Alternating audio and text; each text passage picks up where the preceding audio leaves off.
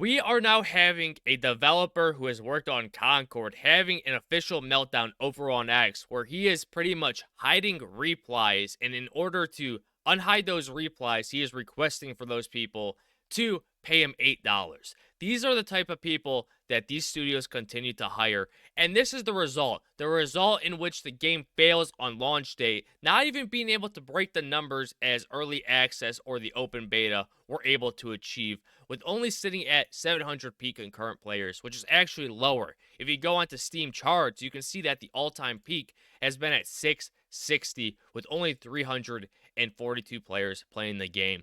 And this is what happens when you have people comparing this game to Overwatch and saying that this game is the Dollar Tree version of it, with having DEI elements into it as well as pronouns, which are absolutely unnecessary to have in any sort of game. And before we get into the article, please don't forget to subscribe, like, or dislike. It doesn't matter. It helps the channel, and I much appreciate it. Former Concord developer maligns critics as talentless freaks as game fails to hit 700 peak concurrent players. A former Concord developer who now claims to work for PUBG Studios maligned gamers who are now opposed to Concord and its woke DEI agenda. X-user Anim Xander posted to X to celebrate Concord's release. It's Concord release day. So insanely proud of the team and what they and we have accomplished. A labor of love like nothing else. Been playing it so much since early access. Started a few days ago, and I'm so excited for it to be available to everyone. He added, and I'm so honored to have had this game to be my first AAA game. Was a huge learning experience. Lots of struggles, but I'm glad to have gone through them. Time to go play. And if you go over to his Twitter page, you can see that this person has a they, them in his bio. These are the types of people that we're working with here, folks. As we continue on, X-user Preston responded to this post, writing, "I'm so sorry. This has to be your first. I do not believe it is you or any of the other devs' fault that this game has performed so poorly. I can tell that a lot of effort was put into completing this game. It just came at the wrong time and genre." So here we're having a person who is showing empathy, compassion, and essentially the game not performing how it should be. And this is where it gets crazy, where Anim Xander responded, "Hey, I don't really care. It was a huge labor from a lot of insanely talented people making an awesome game. Why would I care about a bunch of talentless freaks hating on it? I'm sure having fun playing it, and I wouldn't trade it for anything." And so this is absolutely funny to me that we're having two sides of the spectrum. We're having a person that's showing empathy and another person that is attacking people that are criticizing the game for what it is and not being able to bring anything new to the table when it comes to this Overwatch space, not bringing fun gameplay, let alone any good characters. Because this is what they're focusing on. They're focusing on pronouns, they're focusing on these DEI elements instead of bringing something new to the table for the average gamer to enjoy and to bring something new to this gaming space. But that is not what they want.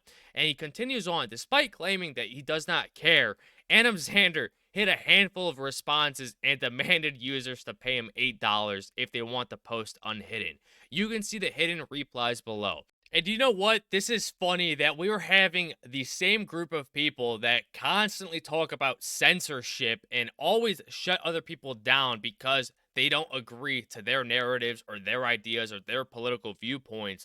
And this is how it is taken when it comes to the online space and pretty much hiding them and requesting to pay them. This is censorship to the definition of it.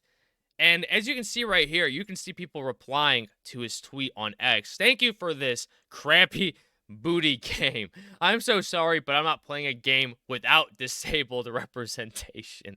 Yeah, I'm glad the 10 people who pre-ordered are having a blast, though. It's probably not going past season 2. And this is the reply that he pretty much is sending to all the people that are either criticizing the game or just not a fan in general. He says, "Pay me $8 to unhide your reply." And it's not surprising that we were seeing this type of censorship and these types of people being hired over at these developing firms when you have people such as the lead character designer John Wisniewski saying this over on Twitter about 4 years ago. "The entire thread addresses white supremacy. Proud Boys are white supremacy. Police brutality is white supremacy. The entire penal/judicial system is white supremacy. The whole thread is white supremacy."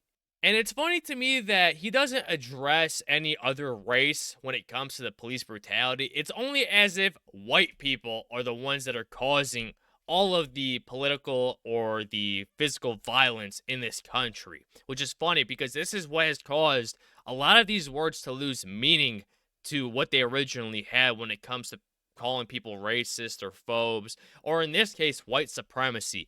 It has little to no meaning in today's modern day and age because of the way it is used. It is used to extreme amounts that make absolutely no sense. And it's no surprise that Concord, the game, has all these DEI elements and these pronouns and these character designs that often represent little to nothing of the population when you have people such as John here representing the studio and leading the teams. And it also confirms even further that this studio is very progressive, as stated by the World of Warcraft team lead Mark Kern outside of the game on the company's website. It also states, our team is actively looking to add passionate, visionary creators who thrive in environments where the status quo just won't do and who genuinely want to be a part of a collaborative, inclusive, and respectful team.